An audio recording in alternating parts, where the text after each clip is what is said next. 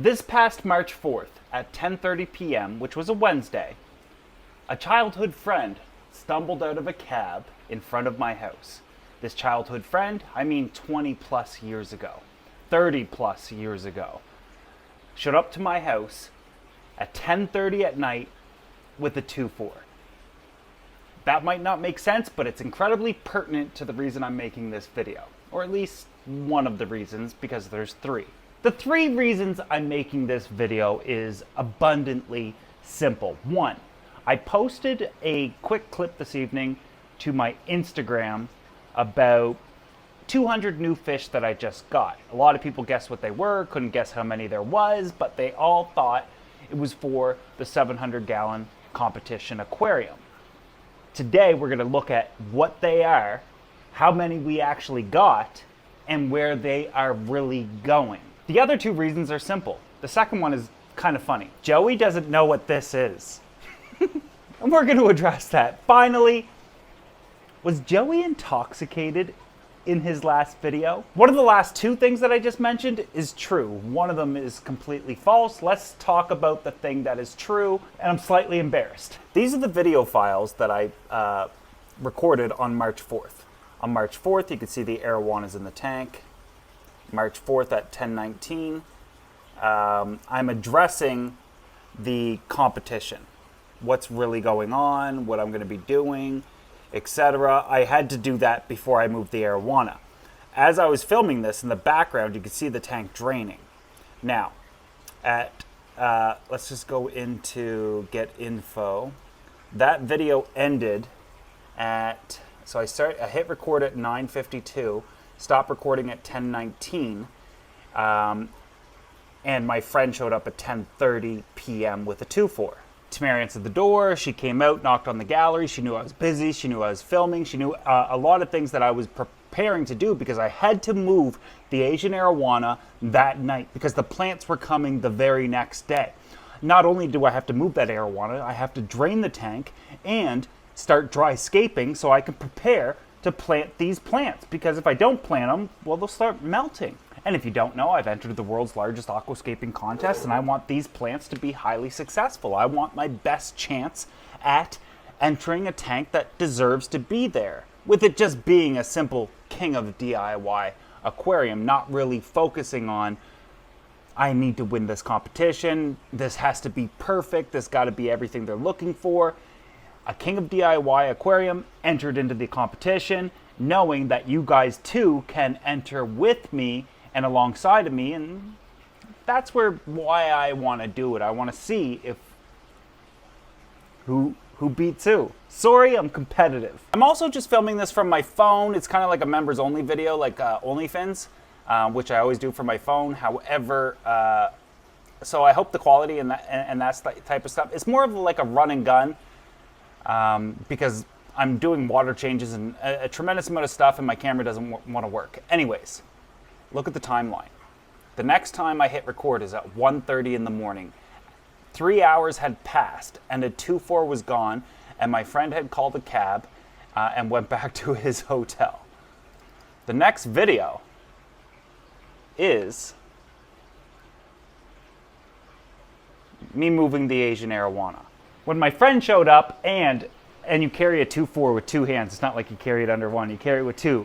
My wife looked at me. Tamara's like, you still have to move the Asian arowana tonight. You have to.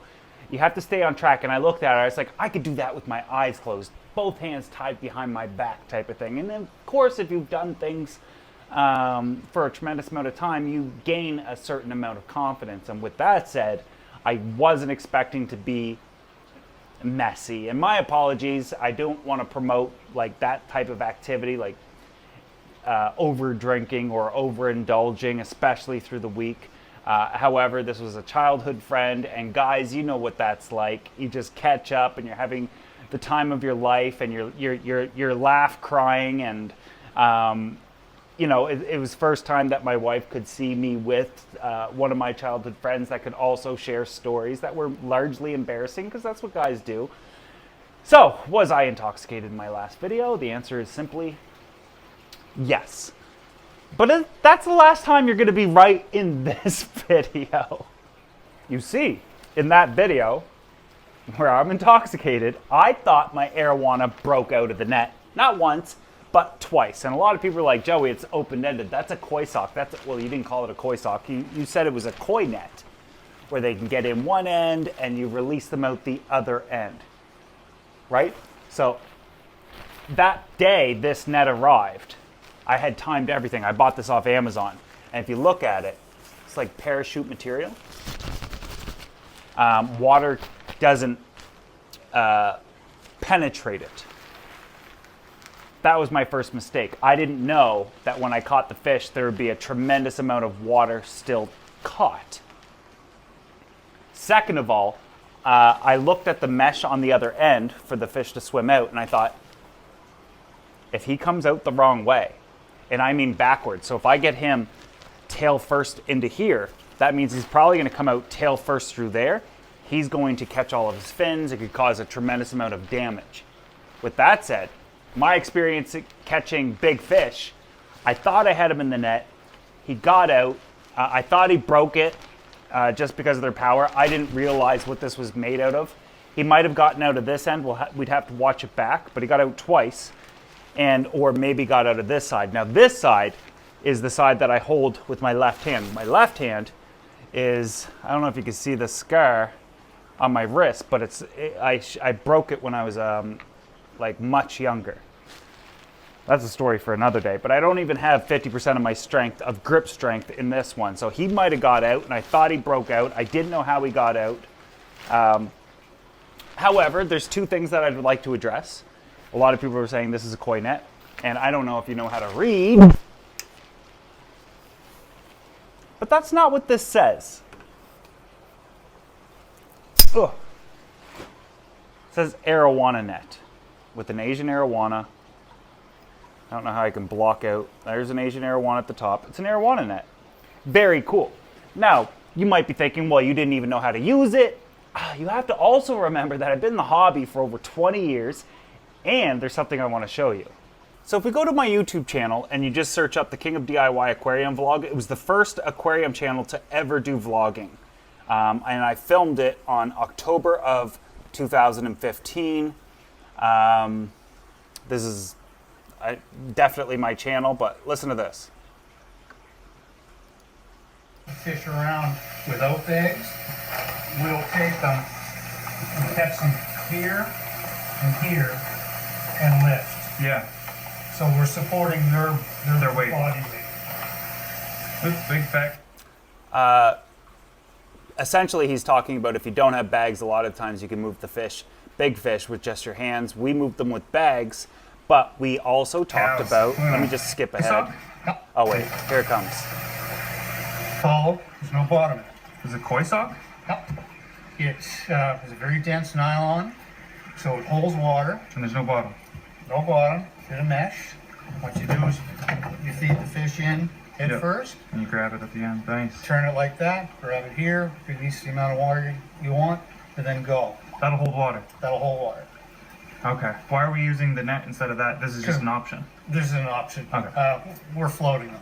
Okay. But Anyways, that was filmed 10 years ago. Well, almost 10 years ago. So of course I know what a koi net is, and or a koi sock or anything like that. I've been doing this for a long time, guys, and it was just a sloppy video. My bad. It is what it is. Asian arowana is fine. The very next day, the planting didn't go according to plan, and that was a disaster. That'll come out on video probably next weekend or something. So anyways, I'm not trying to be like, oh, told you so or anything like that. I put it out in its entirety. And when I was like watching it, I thought, Joey, you definitely sound like you've indulged in one too many. And I guess at the time it was funny to me about the storyline and what happened. Like, I got notification that the plants were coming and they're going to be here tomorrow. So I got to get this tank started. But in order for me to like progress with the video, I got to first film me talking about the competition and whatnot. And as soon as I was done that, my buddy shows up. Me and my buddy destroy a 2-4. And then Tamara's like, you still have to move that arowana. I was like, yeah, I got it. So what are those fish? So the fish are down here. This light is on a timer, so you're not going to be able to see it. But the fish are mostly for Tamara's tank. Sup, Tyrese? Over here in quarantine is a little more than 200 cardinal tetras. A lot of people thought on Instagram that these guys were going to go into the 700. No, I have different plans and different ideas. Of course, it's going to be an Asian arowana aquarium. However, after a few weeks, we're going to take probably about 100 of these or so, and we're going to put them, what's up, guys, in Tamara's planted tank with the lights off. So this is tough to see, but it's absolutely glorious. And then the remainder of the cardinal tetras, maybe 50 to 100, I'm not so sure, but we're going to be testing them. And by the way, I ordered them through One Fish, Two Fish, my local fish store. I need a guaranteed fish, I need guaranteed numbers, and I need guaranteed health. So that's definitely, of course, where I went to. I've been going there for years. But they're going into the piranha aquarium, which looks horrible right now because it's covered in bubbles and whatnot. If you know why these are here, let me know in the comments section below. Anybody that's been keeping fish long enough knows what happens after you do a big, water change. But I just did a water change this evening. I'm hoping that within the next 3 to 6 weeks, once they're done their quarantine period, all of the plants over here, which we have Valisaria, we have Kabamba green, I'm hoping this grows up and flows over, providing I even put it here, I put it over here, gives these cardinals a place of refuge. See, I told you I was just doing a water change, but oops. Sorry about that. And that's one of the things that this tank is missing, is not only some more smaller fish. The piranha will not see them as a food source. They're too small. Let's just shut some lights off in here. But this tank is just becoming better and better over time. Of course, we've upgraded the lights that I'm still testing. But if all these plants do what I think they're going to do, and I'd love to add CO2 to this tank here shortly. However, if these plants all grow up and get really big, I'd love to have this big green lush forest of live aquatic plants, have 23, 25 piranha in there, and then have some cardinal tetras swimming around. I feel like 50 is a good test. If they eat them, it's going to suck, but ultimately I think they'll be fine. A big thing that zoos do is they put guppies with piranha, because guppies will continuously reproduce, whereas cardinals is hit or miss a lot of the times. So if all these plants grow up, and they gotta go all the way up, they'll provide refuge for the tetras. They'll probably swim around. The piranha won't eat them because they're too small to be considered a food source. And once we get the plants grown out, we get the cardinals added, I'm pretty sure I'm going to do what a lot of you guys want me to do, which is add in some wood. I think I might add in some manzanita that just kind of fills in the blue background a little bit. Yes, I was intoxicated. Yes, I know what a koi net is. And most importantly, that is where the cardinals are going. Hope you enjoyed this update, which is a little break from the 700-gallon planted, because I'm working on it so much and it's kind of the only thing that I'm filming. I'd still love to show you the rack that I built downstairs, how it all works, how I plumbed it all, how all the fish are doing it, from the flower horn to the puffer to the rays, what's going to come, where all those fish are going to end up, and what I'm going to do with those tanks next, because I definitely have a plan. And if you want to see any of that, make sure you subscribe if you haven't already. At the very least, make sure you click the like button. I will see you guys in the next video.